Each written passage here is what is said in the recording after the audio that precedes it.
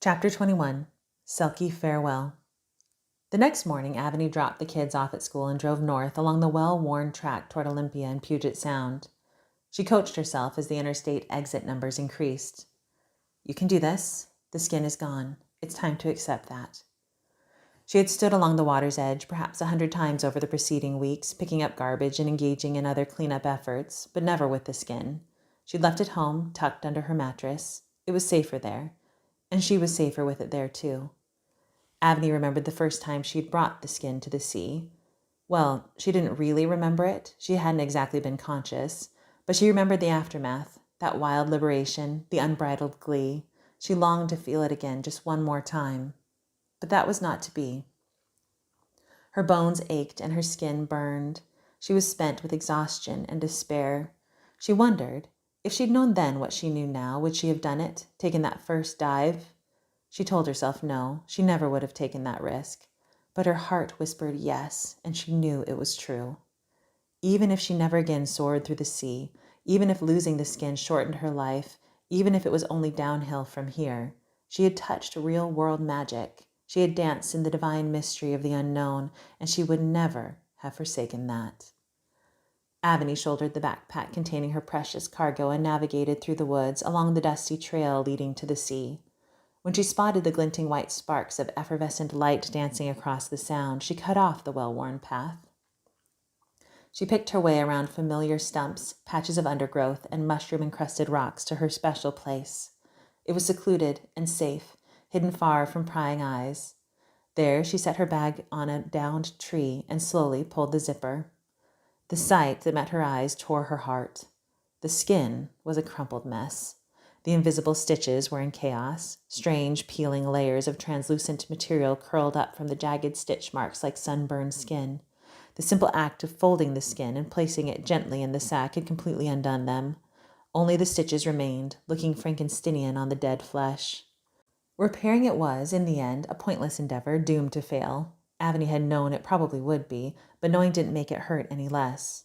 She gathered the skin in her hands and walked solemnly toward the sea. Her steps were heavy and intentional, a funeral procession of one. She halted on a mound of soggy, algae-covered rocks along the water's edge.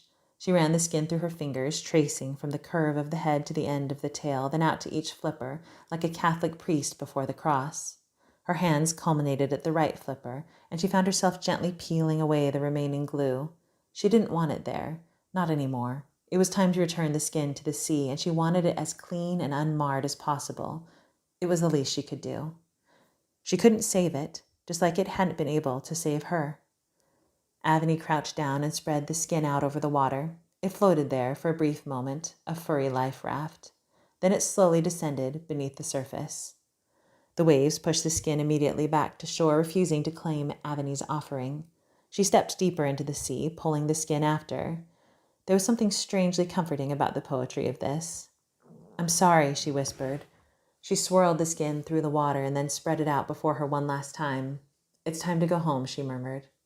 She pushed the skin out into the water, and again the current pushed it back. She didn't protest, but relished one more chance to run her fingers across the soft, saturated surface of the skin.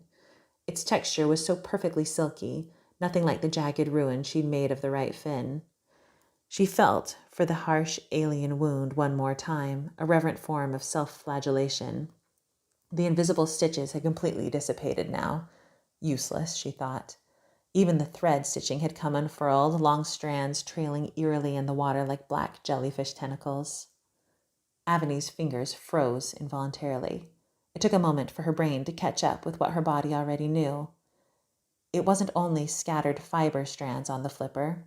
A long, jagged scar ran along its edge from the body to the tip, ugly but healed. The raw incision was gone. Her fingertips sparked. Aveny choked on her own breath, then burst into uncontrollable sobs. Her back and chest shook, a mixture of raucous grief and celebration. She clutched the skin to her chest and let the tears flow, pouring from her eyes, cascading over the skin and splashing into the sea below. She cried out all the stress of the preceding months, all her guilt, worry, confusion, and fear. She released it all in great, wet torrents until there was nothing left. She gazed intently at the scar, running her fingertips over it again and again to confirm its miraculous repair. Then she held it up to her own forearm. The two lines were a perfect match. They were branded now, she in the skin, forever, as if they weren't already. Aveny heaved a great sigh of relief, savoring the soggy renewal blossoming inside her soul. It felt like a great storm had passed. And then she stepped forward, the water engulfing her waist and tiny shells crunching into oblivion in her wake.